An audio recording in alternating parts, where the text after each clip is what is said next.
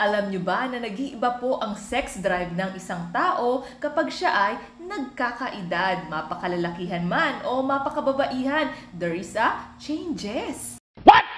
So, ang malaking katanungan, possible pa po ba ang pakikipagtali kapag 60 and beyond? Sabihin na lang natin 40s, 50s. Pwede pa ba?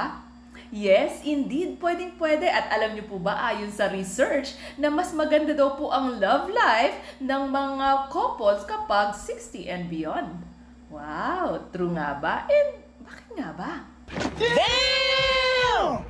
Alam niyo po ba, during our midlife years sa aming mga kababaihan, pwede pong matamper o pwede pong magkaroon ng epekto ang aming hormonal changes sa aming love life. Isa sa mga ito kapag ang isang babae ay nakaranas na tinatawag na menopausal stage, which is part po yan sa buhay ng isang babae at hindi mo yan pwedeng maliktawan o malampasan o alisin sa buhay ng isang babae. Kapag siya po ay dumaraan sa stage na yan, ay bigla ang pagbagsak ng kanyang hormone, which is ang kanyang estrogen, ay possible po na maka-epekto saan? Sa pakikipagtalik. Bakit? Una po sa lahat, ang kanyang vaginal walls o yung pinapasukan ng ari ng isang lalaki ay magiging manipis at ito po ay magiging dry. Kung bakit po ito ay mahirapan kayong makapasok or sabihin natin parang may pumipigil.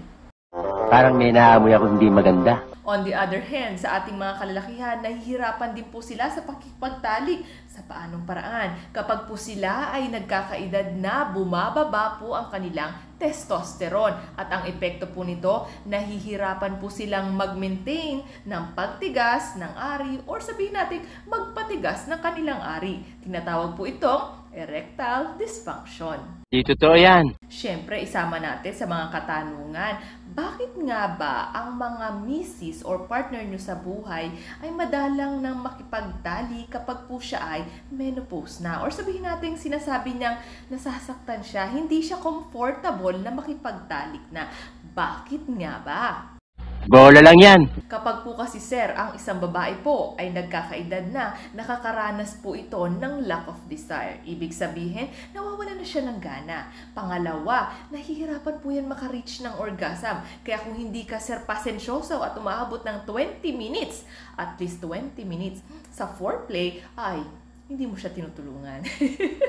And mga madam and sir, kapag isang babae din po ay nagkakaedad na, ang kanyang vaginal wall ay kumikitid, nagnanarrow, and nagsushorten. Ibig sabihin, lumiliit. Ngayon, discomfort po ang kanyang nararamdaman imbis na enjoyment sa pakikipagtalik. And last but not the least, hindi na rin po ganun ka-lubricated ang vagina ng isang babae. So, kailangan meron po kayo dyang nakaantabay na water-based lubricant, okay? Para naman po siya ay hindi makaranas ng discomfort during your sexual intercourse. Kaya nga, ikaw alam kung magaling ang tsamba mo, malakas eh.